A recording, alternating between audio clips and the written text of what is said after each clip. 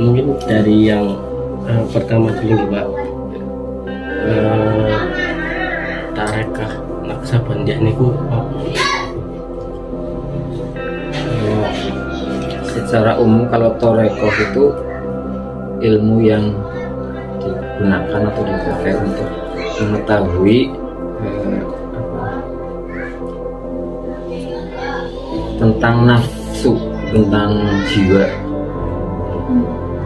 tentang nafsu. Dalam nafsu itu ada nafsu yang baik, ada nafsu yang tidak baik. Jadi, untuk mengetahui bahwa hati kita itu kan banyak nafsunya, itu kalau di torekoh itu ada 7 tempat yang dibuat untuk berzikir. Itu ada pertama latifatul qalbi, latifatul sir, latifatul pokoknya ada 7 itu. Nah itu yang dipelajari, didalami dalam satu torekoh itu. Jadi nanti kita akan tahu bahwa nafsu-nafsu itu ada nafsu yang baik, ada nafsu yang tidak baik. Yang baik kita pakai, yang tidak baik kita tinggalkan. Jadi secara umum kalau saya sendiri torekohnya Qadiriyah Naksabandia. Jadi gabungan antara Qadiriyah sama Naksabandia. Karena kalau Naksabandia saja itu cuman dikirnya dikir sir, jadi dikir yang tidak menyinggung hati. Kalau Qadiriyah itu dikirnya jahar atau keras, ucapkan ya la ilaha illallah. Itu kalau yang Naksabandia itu yang sir, cuman Allah itu kita tembakkan ke 7 tempat. Jadi beda antara Qadiriyah sama Naksabandia bedanya? Beda ya. Jadi bedanya sebenarnya semua torekoh itu sama, tujuannya itu untuk mencapai makrifat kepada Allah. Jadi untuk mencapai tujuan lebih dekat muraqabah kepada Allah itu lewat zikir itu, dengan mengetahui hal ikhwal atau tentang nafsu itu sendiri, bahwa nafsu itu ada yang baik ada juga. Jadi nanti buahnya ya, buah dari torekoh itu nanti kita bisa mencapai apa istilahnya, menyepikan atau menghilangkan rasa ahyar, itu rasa atau perbuatan yang tidak perlu kita perbuat, yang istilahnya tidak penting lah. Seperti misalnya kalau orang umum itu kan istilahnya kalau misalnya nonton TV gitu masih boleh ya gitu ya. Kalau yang sudah mencapai tingkatan tinggi itu tasawufnya, itu nggak perlu nonton TV, nggak perlu apa ya gitu, pokoknya hatinya itu hanya tertuju kepada Allah, seperti itu. Itu contoh kecilnya seperti itu. Berarti pengertian toriko itu lebih ke nafsu ya Pak? Iya, jadi untuk mengetahui nafsu-nafsu yang ada di diri kita, seperti itu.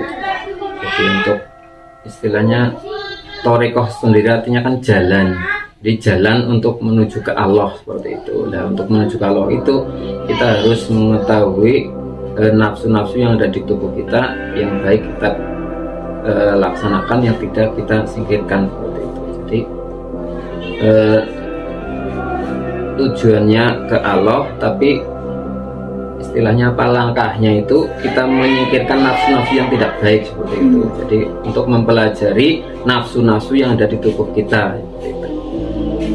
Fungsinya kayak lebih untuk menghindari nafsu-nafsu jahat. Iya, seperti itu.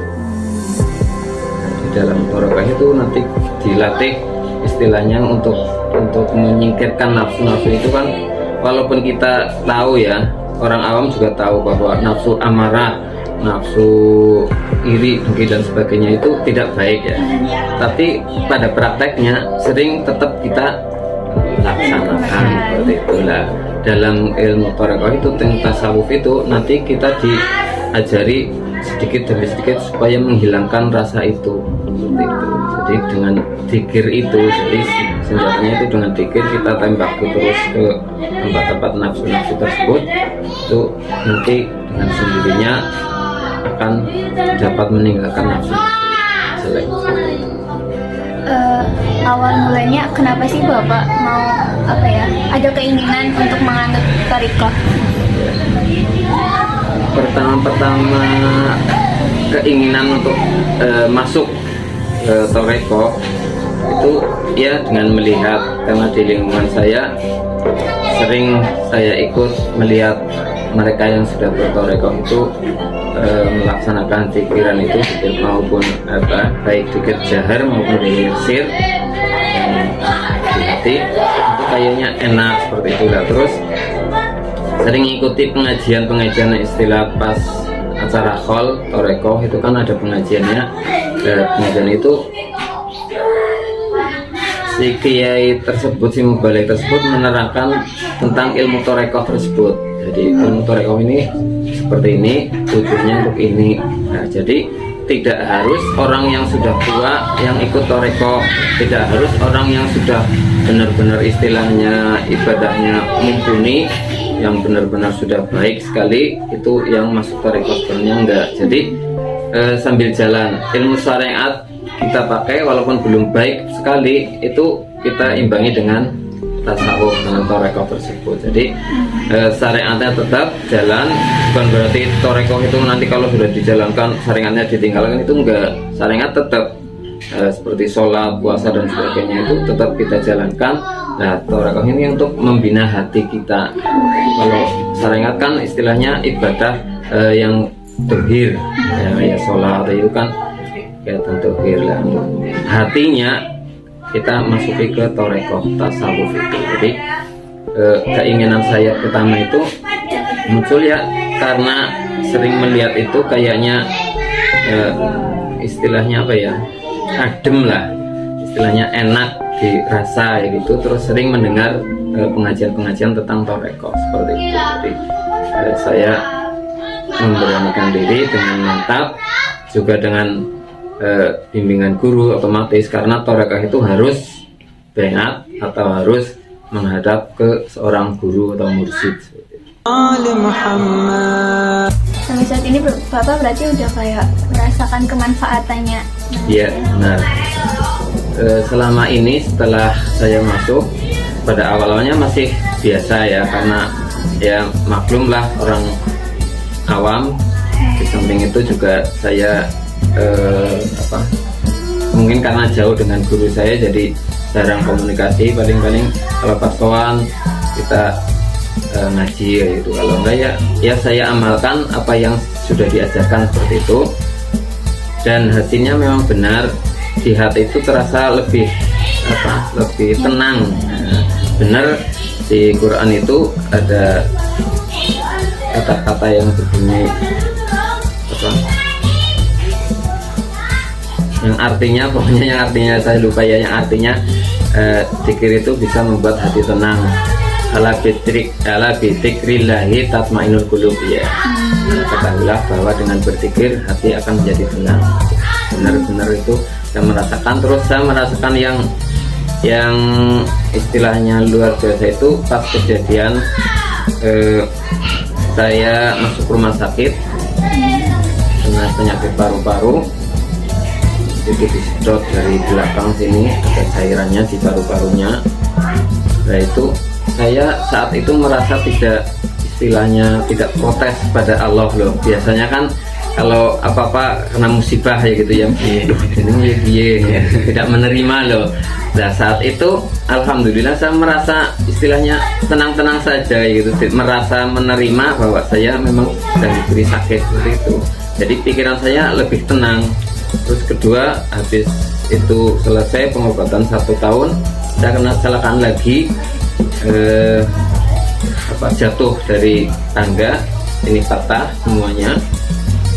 Sakitnya luar biasa. Saya belum pernah merasakan sakit yang seperti itu, karena tulang patah tiga-tiganya sini.